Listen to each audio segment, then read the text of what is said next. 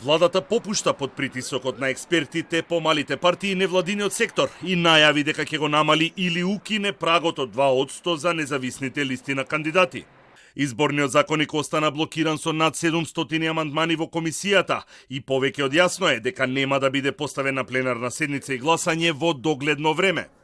Премиерот Заев кажа дека вчера имал средби со пратениците од парламентарните политички партии. Укажувањата на експертската јавност ги оцени како прифатливи и потврди дека доколку одлучат пратениците прагот да се намали или укине, владата тоа ќе го прифати.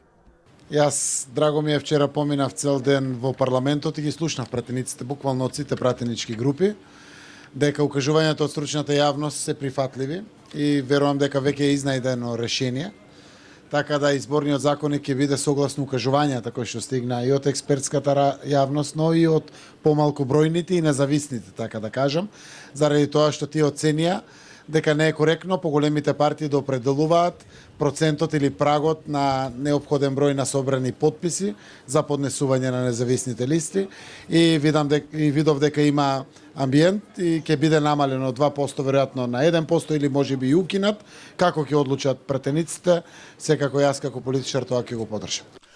А председателот Стево Пендаровски вчера соопшти дека доколку изборниот законник мине во собранието, нема да го потпише, бидејќи е спротивен на препораките на ОПСЕ и е нелогично да се потребни повеќе потписи за поднесување на советничка листа на локални избори, отколку за кандидатура за председател на држава.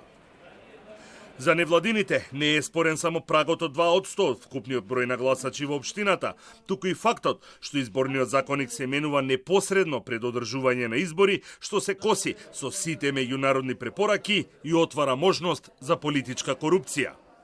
Спикерот Талат Џафери најави дека ќе ги распише локалните избори на 6 август, а првиот круг ќе се одржи на 17 октомври. За Џафери, формално правно нема пречка измените да бидат усвоени до стартот на роковите за поднесување на советнички листи и кандидатури, но тоа би било дискутабилно од етички и од правен аспект.